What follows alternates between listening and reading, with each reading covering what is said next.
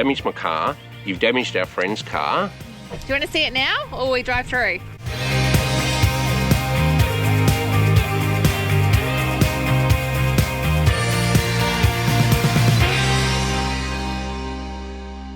Welcome back to another episode, guys. Hello there. Hello. We have kicked off. We've spared you the boring part. We've done over 4 hours. We stopped a couple of times and then we've just done our last fuel up at Halls Creek. Yep. Which, give or take, as I said, from when we left Kununurra was around about 4 hours. We have officially hit what's called the Tanami Track. We were on probably, again, give or take, do you reckon 10k of bitumen? Oh, about 30, 35k on the Tanami. And then they've got roadworks in process. So I believe they're sealing all the way from the Tanami turn off the Great Northern Highway through to the border. It's about 220 kilometres, and they do estimate from government sources and studies that it's about $1 million a kilometre to seal the road. So there you go. What you get for $1 million for a kilometre, I'm not too sure, but they seem to build all these side roads and all this other stuff, and then that takes days and weeks to build, and then they start on the road, and then this bit gets closed up. I mean, this is the side road because they actually looks like they're building a dual highway to the border. The border being as well is Northern Territory. Yeah, so crossing from WA into the Northern Territory, they're trying to seal that entire section. Just in case you're not familiar with what the heck the Tanami Track is or the Tanami Road, it has in its day been the quickest route to get back through from over this way, like being Halls Creek, the Great Northern Highway to Alice Springs. Is that correct? Yeah, correct. So trucks, road trains, supplies, that type of thing. So you can imagine the wear and tear. We had heard like so many different reports on the conditions, so fingers crossed so far it's good. Just going to give you a bit of footage of what it's like if you're thinking of coming down this way on the Tanami Track. Obviously we've got the big girl behind us. We haven't aired down or anything. Yeah.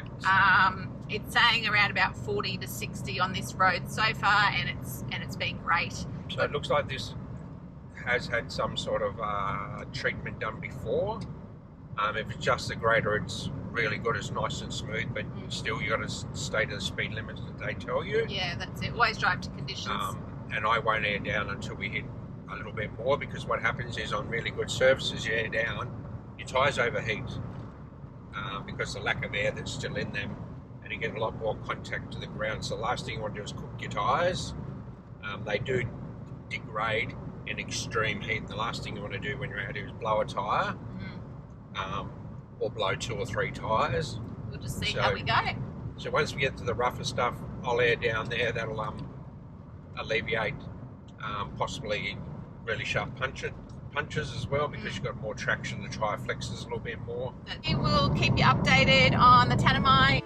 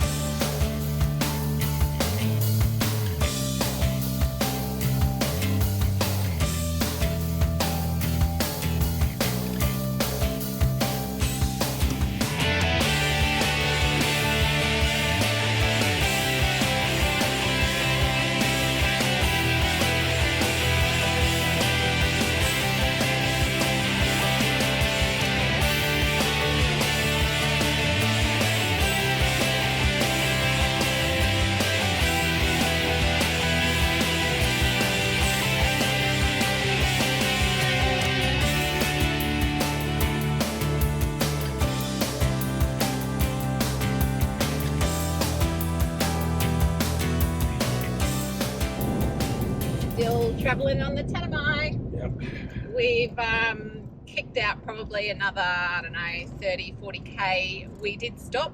We aired down. It did get quite corro, and yeah, big rocks and Yeah, stuff like and that. I put a snorkel sock on as well. Yep, so we're on to our second one of those from the packs that we got from Nathan up in Darwin at Elite 4x4. Yep. We're very impressed with them so far. As you mentioned, using the first one on the Savannah Way, actually worked a treat. And if you did miss that, we just actually pop a cable tie around it, but we didn't actually have any dramas whatsoever, and highly recommend. No, they're pre-oiled, so once they get dust in it, and then they get, it feels like mud.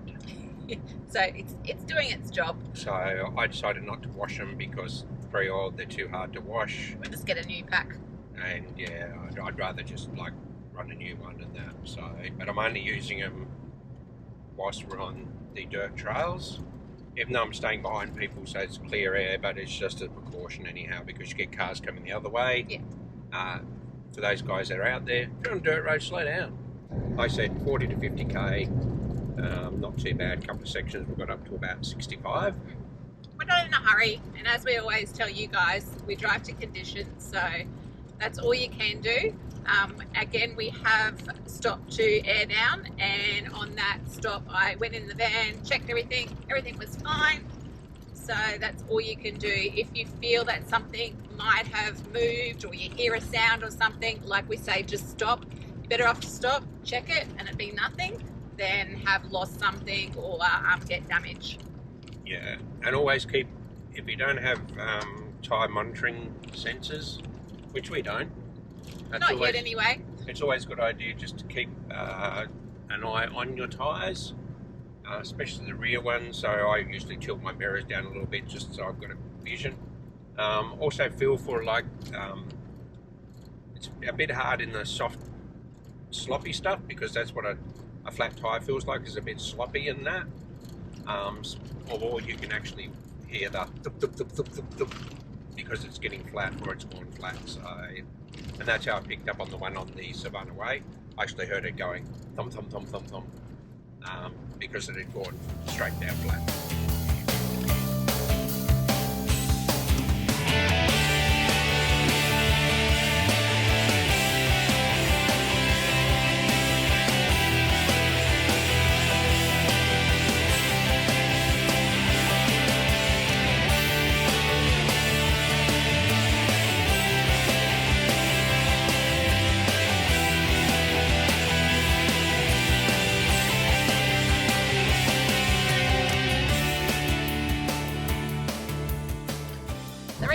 Giving you a little bit of more footage than we would normally on a road was because we were actually trying to find out as much information as we could get on this road, weren't we? Yeah.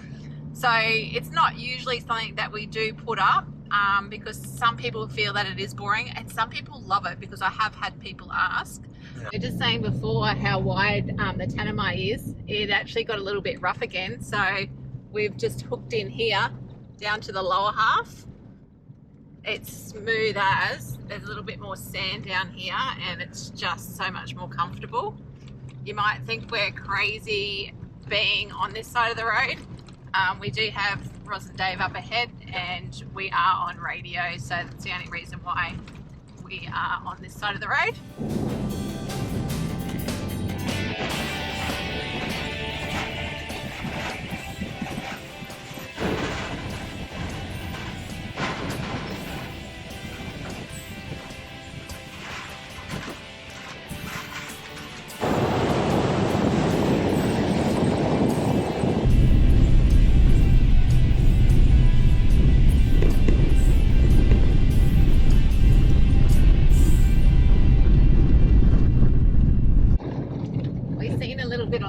Livestock on the way. There's just livestock that roam, no fencing. Oh, yeah. Cheeky little things, weren't they? Yeah, right beside where you are. Hey, look up like, what are you doing? Yeah, you're going to dust me up again, are you, mate? And then back to eating. But yeah, there was some that a bit further back I beeped. One ran across the road, and then the other ones just looked at me like, what are you doing, mate? Yeah. Like, why are you beeping? We've seen a couple of kangaroos as well, which is sort of unusual because, like I said earlier, it is sort of early afternoon, so you don't tend to get kangaroos out this time of the day. But yeah, oh wow, this feels like we're driving on the beach. I'll just flick it around. This is like soft sand.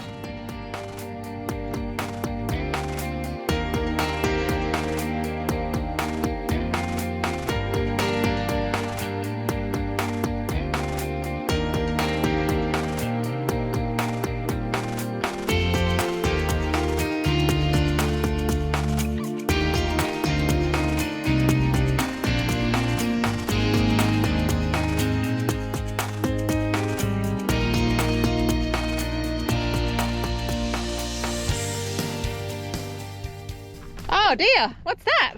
Got some foliage. Oh dear, we got a bit of a tree. Let's hope that's all we've got. Just Brilliant Adventures are shaking their heads.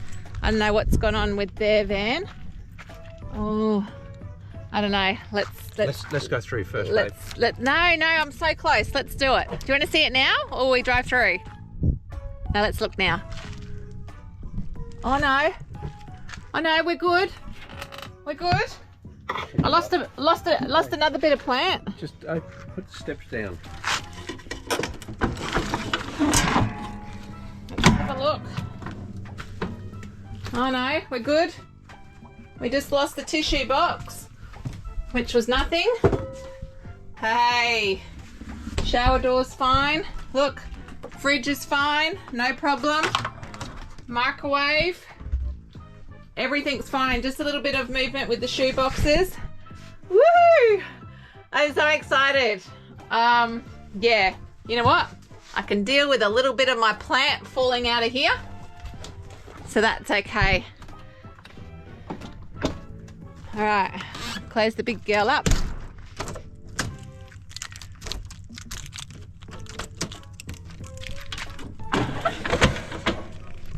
Here we go. What is that? That looks like Roz's shoe. Mr. B's limping from the Coro. Are you serious? Yeah. No, is that Roz's shoe or Dave's? We found a croc. Oh well. Oh, that's so funny.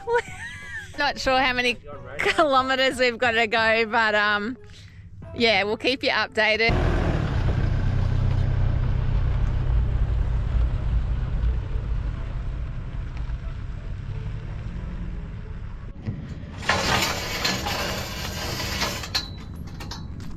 And if you find a gate in the Outback and it's shut and you open it, do the right thing and close it again. Hello, is anybody in there? Hello? Hello. We found a croc. I'm not sure if you've lost one. We found one.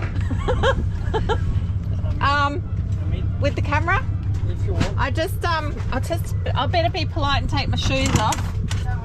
Don't worry about your shoes. What's happened? Glass on the ground. Glasses, eggs, old fridge door, come open. That's Hey, not if you cool. can guess there's one behind my back, No, I think there's more you can have important. it for free. If not, you pay me $100. Quickly, hurry up and have a look. Roz, we found it. Look, your croc was down the road. Where was it? Oh no. Yeah, Obviously, I it know. must have been outside the door when we drove in. I was just near the gate. Roz, are we having scrambled eggs for dinner? My shoes up before I come in. Well, one's in here. Oh. We found it. Don't Oh, worry. it was just near the gate. Yeah, Are right. we having omelette or scrambled eggs? You should see the shit that she's running in that bag. I can't put anything back in the. Do you know how expensive eggs are, guys? Come on. Oh no! Oh my gosh, Roz! Look at that! What a mess!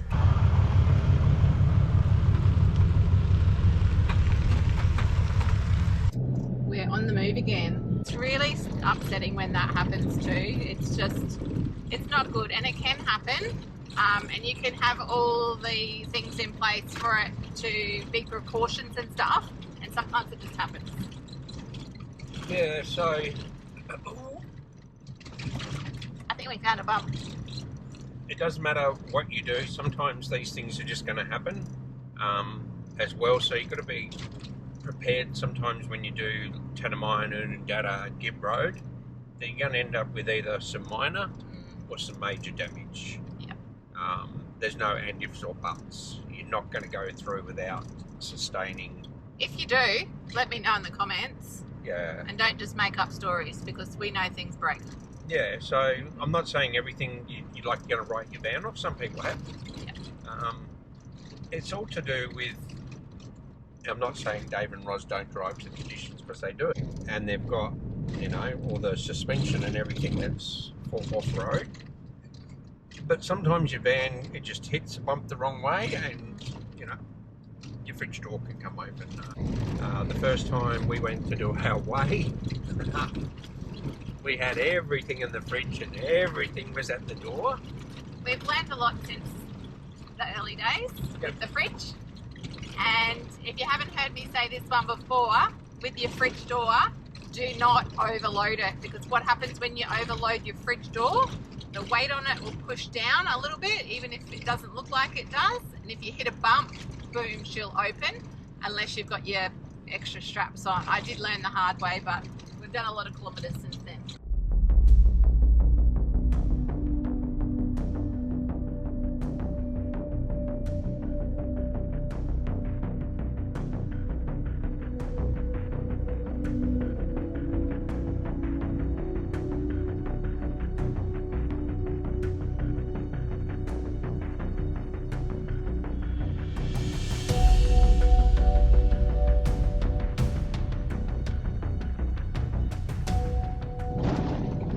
Is seriously bad. We've just had a guy like fully overtake us, go in between, and then just fully like cut Dave off almost, didn't he? Yeah, I'm going to have some words with him when we get up there. So we just got on the radio, he's just ignored us. We really had to slow right down, because like everything like was just fully vibrating. This is the worst it's been. Some people just have no respect. Like seriously, just hang back a little bit, like just be responsible. Like that was just really a really unsafe act to do on a road like this, especially when we've got two vans.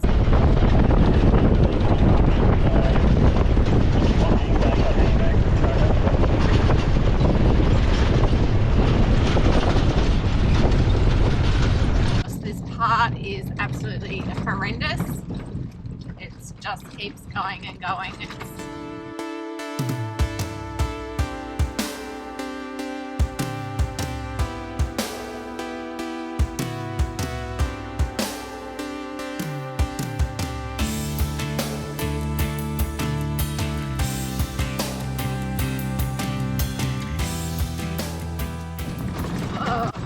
So, you're on a dirt road, don't have the audacity to overtake and flick rocks and shit up at people. I tell him my name's Mick Taylor, I'm related to Ivan Milat, and my best mate is Chopper Reed. The thing was, when we radioed and just sort of like just said it was not etiquette to do that, he then actually said, I thought you were letting us go past. At what point did he think that? I have no idea. We then said, if you thought that, why would you have not hopped on the radio? Because clearly he had the radio on. We were running channel 40. So clearly he's full of absolute BS. But anyway, you just got to watch out for these. I'm going to call them back road cowboys maybe, or just maybe entitled people that think that they can just drive however and put the safety of other people in danger, and our vehicles and caravans.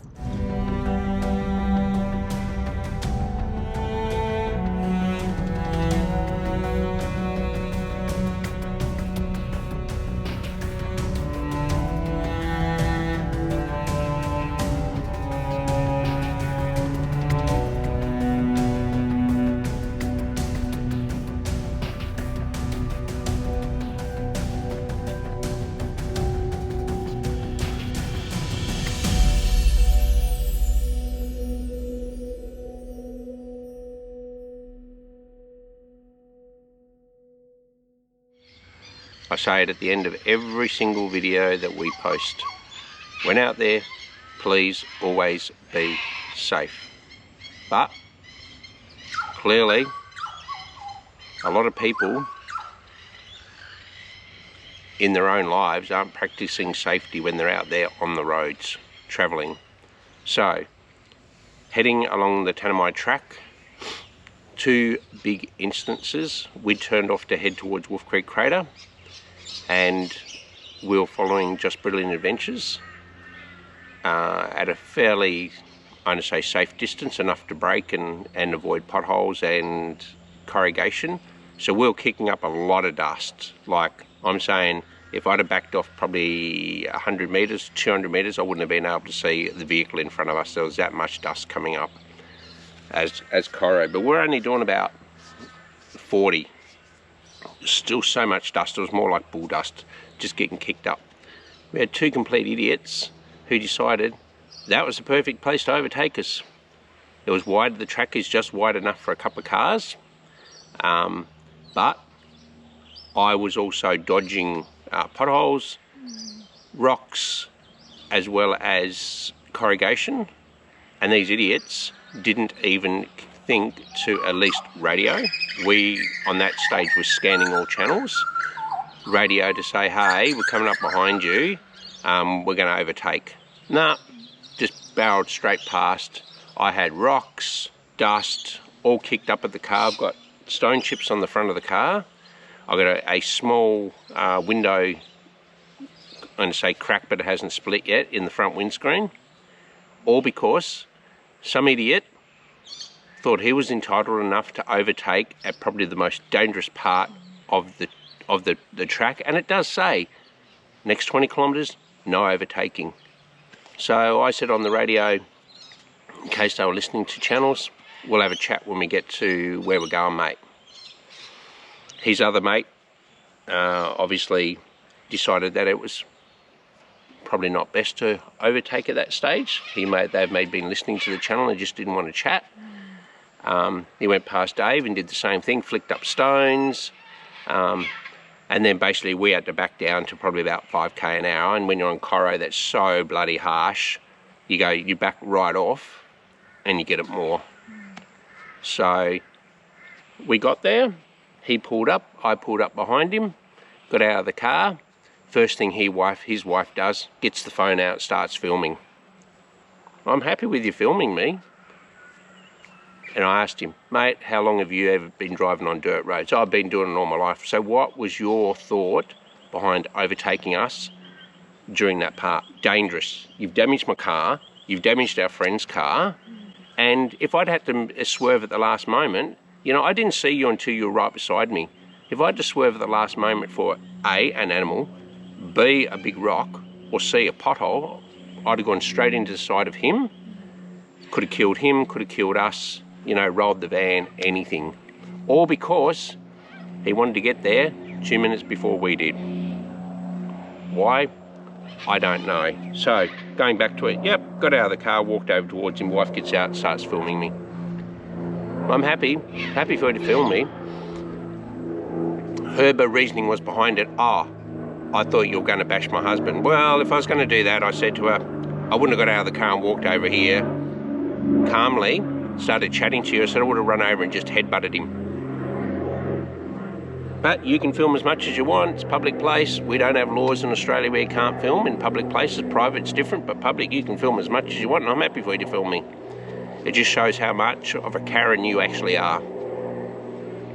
Oh, matey, we had a few words between each other. Nothing harsh. I just asked him a few questions. He apologised in the end. I said, fine, we'll leave it at that. He wanted to continue chatting. I said, look, you've apologised, just leave it at that. Someone could have died at the end of that incident if something had gone wrong. Blown a tyre, you know. There's a whole multitude of things that could have happened because you wanted to get there 2 minutes before we did. Why? I do not know. Anyhow, second one, you'll see it on the video. Totally 2 different people. They had pulled up further up the road, didn't want to take their van any further on the Coro, pulled into a little rest spot, dropped the vans off.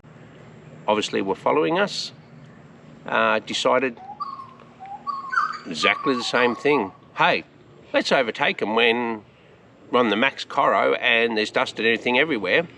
One went past, bat out of hell, same thing. Stone chips, you know, just all this crap getting kicked up.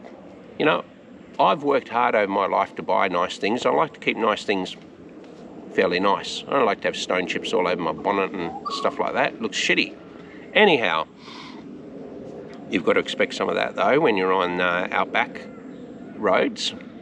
But to overtake in a, I think it was a 40 to 50 zone, flying past us, I didn't realise until they were like beside us again because of the amount of dust. Then we slowed down again. I could see another car that was coming up on the right and the track just closed in. It was wide enough for one vehicle. They decided that they were still going to try to overtake, and then all they see them is slam on the brakes and nearly go head on into a freaking tree.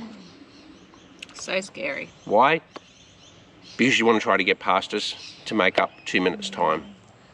Right, so wide road opens up again and he takes off like a bat out of hell and goes flying past us to try to catch up with his mate. Still no radio communication. Yep, no radio communication, nothing. Further up the road we see them, they'd pulled into their spot to pick up their vans. I thought, no, I'll just leave it. So we just left it, continued driving on. Seen them a little bit later down the track, or you seen them, and I said, I'm just going to leave it, you know. Just irresponsible. This sort of behaviour needs to be called out. Like, it's just dangerous. These guys were caravanners as well, which makes me even more furious. It just put us all in danger. I mean, as you said, Dave and Roz were in front. They've got such a big, long van. We were... And wide. Yeah, and wide. I mean, you can see on the previous footage, like, the Coros that rig was, you know, tackling, and then us behind, and, you know, you just don't expect it. It was just ridiculous. Just call it just such a low act to do. It's plain and just downright stupid. And I mean, yeah. Any one of us could have been involved in it, including those people. Yep, it's like what we see all the time. People rushing to get everywhere because they want to make up 30 seconds or 2 minutes. But the thing is, if you have an accident, you're going to be hours late or you're going to be dead. Yeah. And the thing too, I just want to bring up, and we do a lot of kilometres, and it's really sad to have heard in probably even just the last 3 months, the amount of caravans that actually have rolled. It has not even just been on dirt road, it's been on highways, it's been, you know, like on single lane highways as well, dirt roads, all different conditions, hasn't it? There's probably been about 3 in the last couple of months. There's a lot of people want to get on social media and go, oh, you know, you shouldn't have been towing such a big rig, and oh, you need just need to be aware. You need a license to tow a caravan. Well, really? It's just drivers behaving badly. I mean, it's not even just about towing or anything. It's... Yeah, but it's the other drivers that don't tow a caravan, then overtake you and think, oh, I'll just pull straight in front of him. Yeah. And my sensor, DRSCC distance sensor, kicks in, and then I have to slow down, slow right down. Well, the thing is, they don't realise everything that's towing has a longer braking distance. You know, I've seen people do it with trucks, get past and pull right straight in front of a truck.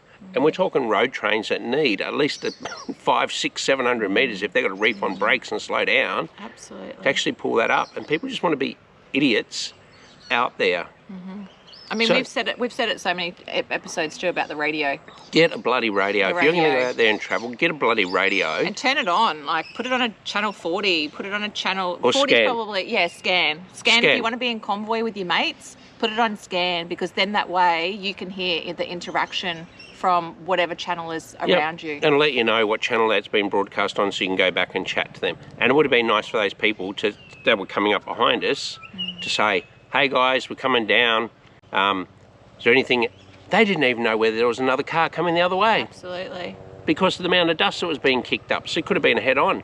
It could have been a head-on involved four cars and 2 vans instead of just that. But the thing is, get a radio, turn it on, broadcast that you're coming around, or just listen to what traffic is going on. Someone may have read radio and said, hey mate, coming towards you, just letting them know. I mean, at bigger distances when we were on the dirt road, Dave was in front, I was following, and sometimes I'd sit way back so that I was getting no dust at all,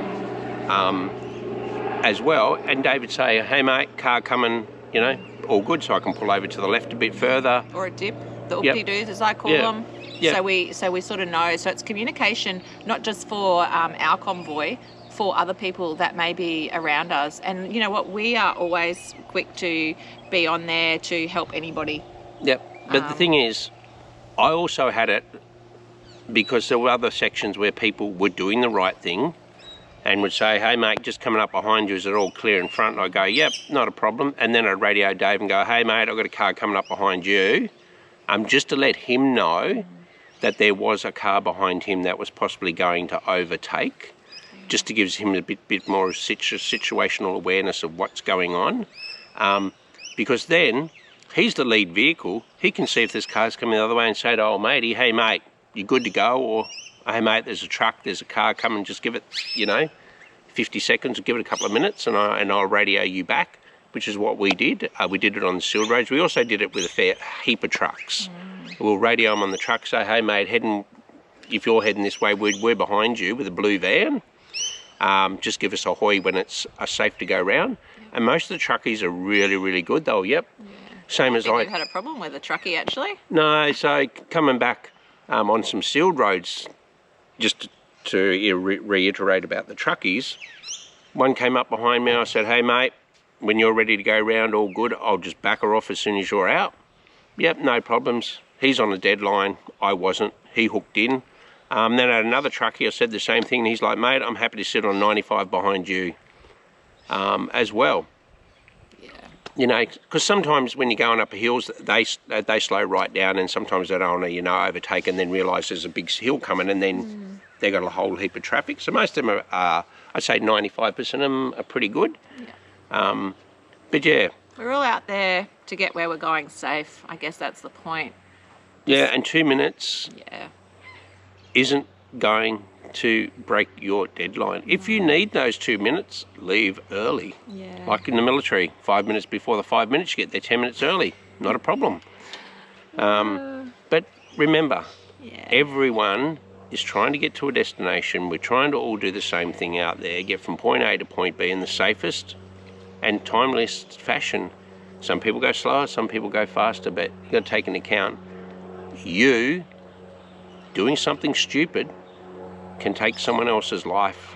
We've been involved in a car crash since we've been vanning, and it comes down to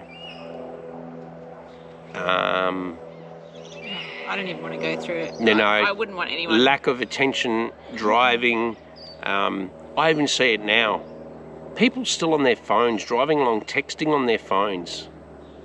People eating out of a bowl, eating their lunch out of a freaking bowl, you know, and stuff like that. Crazy. You have a vehicle that's a couple of ton. You hit someone, you're going to kill them. Some of these people need to pull their head out of their butts and start realising they're not the most important person, and start thinking about other people around you, especially on the roads. Going to wrap it up there. When out there, please always be safe.